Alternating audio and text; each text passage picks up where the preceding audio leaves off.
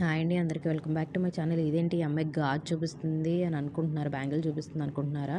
నేను bangle wrapping కానివ్వండి, అంటే ఎలా మనము స్టిక్ చేయాలి, కుందన్స్ అవన్నీ కూడా పార్ట్స్ వైజ్గా పెడదాం అనుకుంటున్నాను. అంటే ఒక్కొక్కళ్ళు ఒక్కొక్క సైజుకి థ్రెడ్స్ అంటే ప్యాడ్కి తీసుకుంటారు కదా. నేను కూడా అలాగే నా ప్రకారం అంటే నేను చేసుకునే దానిలాగా చేసుకుంటాను అనమాట. ఎంత టైట్గా చేస్తున్నాను చూసారా? ప్లస్ వ్రాపింగ్ కూడా ఎంత నీట్గా వస్తుందో చూడండి. లాస్ట్లో ఫినిషింగ్ మొత్తం బ్యాంగిల్ అంతా చూపిస్తాను మీకు ఎంత నీట్గా వస్తుందో. కొన్ని మందివి అయితే అసలు బాగోవండి.